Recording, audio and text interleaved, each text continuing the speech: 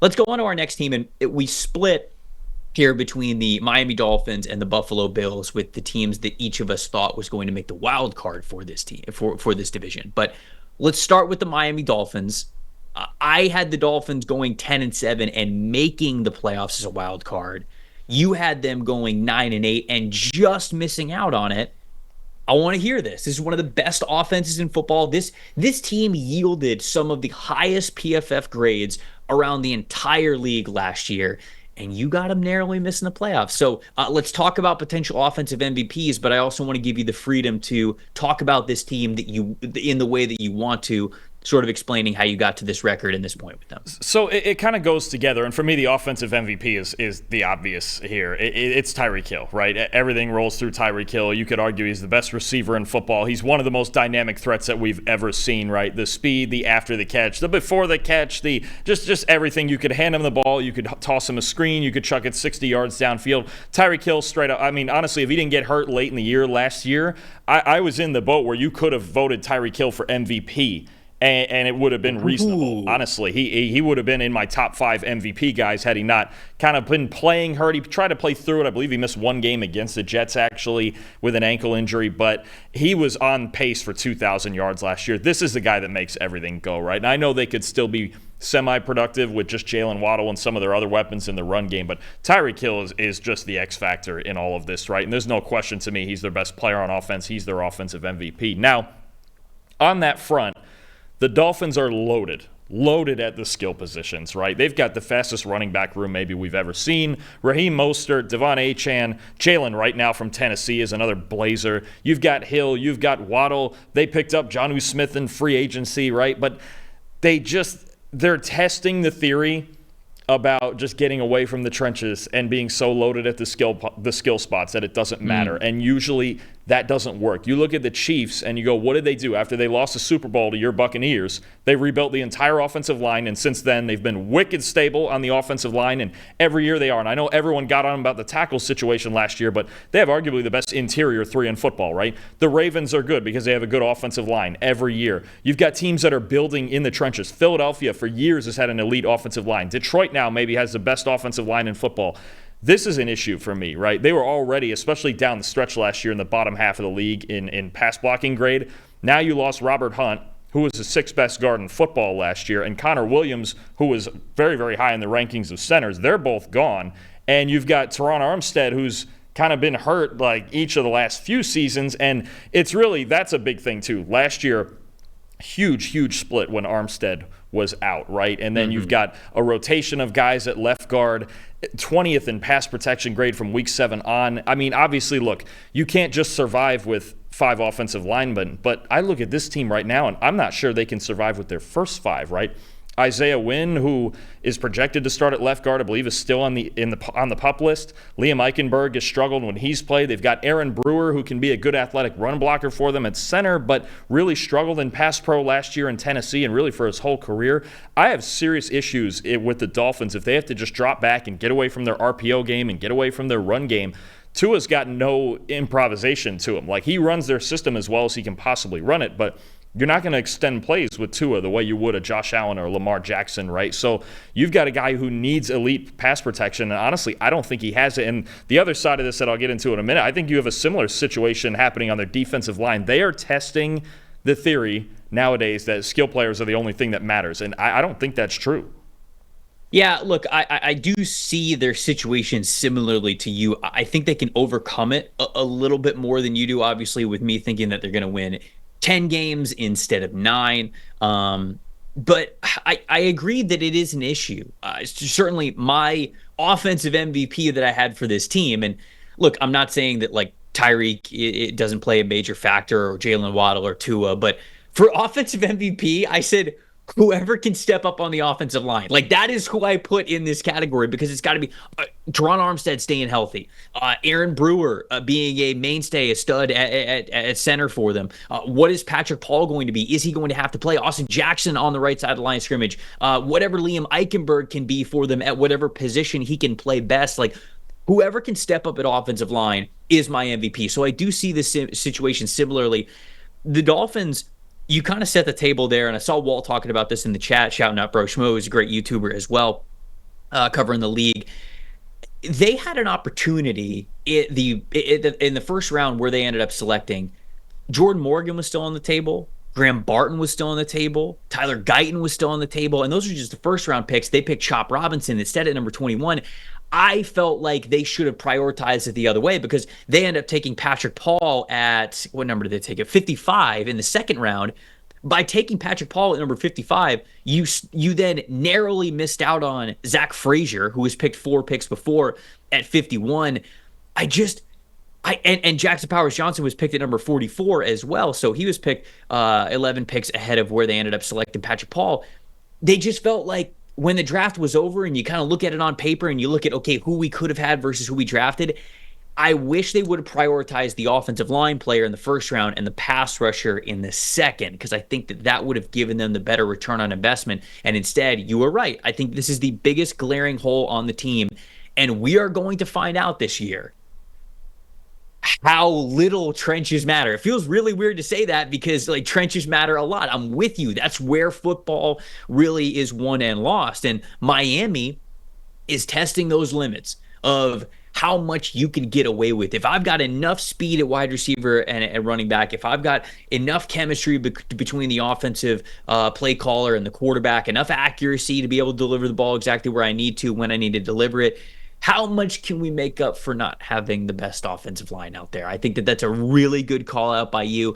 Maybe I was too much of a coward to actually put it into their record and say that they weren't going to make the playoffs because of how great the offense was last year. But hey, I think that it's a really great point that you brought up there. What about defensive MVP for this team? Who do you got on defense? You know what? They got a lot of flash in their secondary, right? They picked up Kendall Fuller at corner. They went and got Jalen Ramsey last year. He's still there. But their best player, honestly, is their free safety, Javon Holland. This guy is just, when you make a list of the top 5 or 6 safeties, the elite guys in the league, he's up there, and he's the glue that holds this whole thing together. They had some injuries at corner last year. They had some struggles at corner last year. But the reason their secondary still stood a chance was because of Javon Holland on the back end. Now, their defense is going to change a little bit, maybe get a little more aggressive than what they had with Vic Fangio, but honestly, I don't think it matters, really. I think he could play in any scheme. He could play single high. He can play 2 high. There's times he could cover man-to-man. Javon Holland's just one of the elite players in this league, and despite having a lot of other big names, right? Bradley Chubb and Jalen Phillips off the edge, and Jalen Ramsey flipping it out between the inside and the outside and all this, Javon Holland is the most consistent force in their defense. I'll take him as their defensive MVP this year. So I'll give you a little peek behind the curtain on how draft things are going with PFF. So I'm finishing out safeties right this week. We're doing safeties over at the NFL Stock Exchange podcast. It's the final position of summer scouting. I just watched Malachi Starks from Georgia, and extremely good football player, right? When I'm watching his tape and I'm trying to come up with his early pro comps, I'm thinking of some of the best safeties in the league, and I'm going back and I'm watching some film on these guys, and I'm like, okay, does their play style remind me of Starks and vice versa? I throw on Javon Holland's tape. And normally, like I spend, I don't know, it kind of depends how long I want to watch these guys in the NFL to try to get these player comps. But I end up watching Javon Holland for like a half hour. And I'm like, I'm talking to myself when I say this. This dude is so underrated. This is one of the best defensive backs in the league. Javon Holland is so good at the safety position. He's got the elite athleticism. At this point in his career, playing enough years in the NFL, he's got that recognition, that anticipation. He can play from enough depth to be able to cover a ton of range to really put a ceiling and a roof on the offense when it comes to those vertical shots. But he's also so good at triggering downhill and getting in front of deep crossers and anything really that's over the middle just to undercut that in those robber rolls when you give him that freedom. He will come up and hit you as much as he can. He's a little bit, stringier of a safety. He's got a leaner build, but he'll come up and hit you with everything that he's got. I was just watching him over the last couple of days. So impressed with him. So it's hard for me to argue really with the Javon Holland selection. I am going to go with Jalen Phillips though, because, outside of Jalen Phillips, especially with Bradley Chubb hurt as well, coming off of his ACL injury, and I believe it was the second to last week of the season last year. They need somebody to step up. And Phillips tore his Achilles last year as well, so he is also coming back from injury, but he's got to be the main pass rusher on this team. He was taking a little bit of a step back last year. He had an elite PFF grade in the 2022 season. Wasn't as good last year, but he is still an absolute stud. They have talked about in practices, he hasn't played in games yet, but they've talked about in practices, hey, he looks like the old Jalen Phillips again. They activated him from the PUP list, so he's going to be available in week 1. We'll see how much he plays. Obviously, the longevity of him and getting him fully healthy and confident towards November and December is what's most important. But I think that when you look at that defensive line, especially with no Christian Wilkins in there as well, no Bradley Chubb to start the season, probably for half of the season, they've got to get somebody that can regularly get after the passer. And I think that Phillips, a little unfair to ask of this of him coming off that Achilles injury, is going to have to step in and be a major player for them, even in the first, I would say, quarter of the season. So Phillips, to me, is the defensive MVP because I know you got talent in the secondary. I think the shout out for Javon Holland's a good one, but I know you got talent in the secondary. What are you up front? Can you be good enough up front? And I think that Phillips is going to tell the tale of whether or not Miami's going to be able to be good enough on the defensive trenches. So what about breakout player? Who you got as breakout player? I think to that same point, the guy who just has the most opportunity. Oh, sorry, breakout. Sorry, I skipped ahead to rookie. It's hard. Actually, this is a veteran team. But you've got some young guys on offense who could really take a leap. And I know fantasy football people know this guy took a leap last year in his rookie year. But he had 813 yards last year with not that many carries. That's Devon Achane. Look, I think he should actually, if he's healthy, transition into being the lead back, right? He's so explosive. He fits everything this team wants. And I know they've got depth. They've got Raheem Mostert. They've got Jalen right now. They're loaded at running back. But I think Achane, as long as his legs hold up, he should be their lead back. And he has every reason to think he could go for 1,300 yards. In this explosive an offense, it's fast-paced. The zone scheme fits him. We saw how explosive he was last year. As long as he's healthy, I think everyone in the league now, casual fans, obviously hardcore fans and fantasy people already know who he is. But Devon Achane could be in for a huge, huge year if that offensive line holds up and he just is healthy enough to get enough carries to do so. Yeah, I think that Achane is certainly, a lot of people are really excited about what he could be. And so I think that is a pretty good shout out there for him to be one of the, we saw the sample sizes of how dynamic that he could be as a back last year, but just getting a full carry workload, even for as deep as that running back rotation is in Miami, it's gonna lead to some fireworks. All right, this one's sort of a deep cut. You kind of ready for this one? Because it's not a name that I think most people would list when they talk about breakouts for the Miami Dolphins. And I can even admit that it's a little bit of a stretch for him to really be this big-time breakout player. Benito Jones, the nose tackle, the 335-pound nose tackle that Miami brought over this year from the Detroit Lions.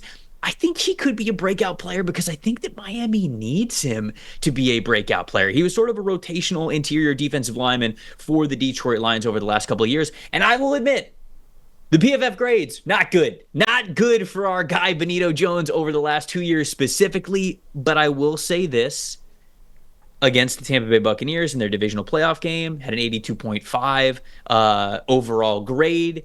I thought that he played really well in that game, and it was at least flashes of saying, okay, there's some impactful play here where I don't need Benito Jones to be a sack master, right? That's not what I'm asking him to be here in Miami. The reason why I'm saying that he's going to be a breakout player is because if we get closer to what we saw in that Buccaneers game, it's going to mean so much for the Dolphins defensive line because it starts up front at the nose tackle position. Around him, you got Calais Campbell, who's on the team now. I mentioned Chop Robinson. I've mentioned Jalen Phillips. When Bradley Chubb gets back, he will be into that mix as well. But the freedom that those guys have to really pin their ears back and get after the passer starts with how you're playing at the 0 and the 1 technique nose tackle position. So they brought Benito Jones in to be that sort of player. So, like I said, the PFF grades have not been great for Jones over the last couple of years, but I'm kind of going out on a limb and I'm saying, hey, he did sort of end the year on a high note, playing at a decent clip while the Detroit Lions were making their playoff run.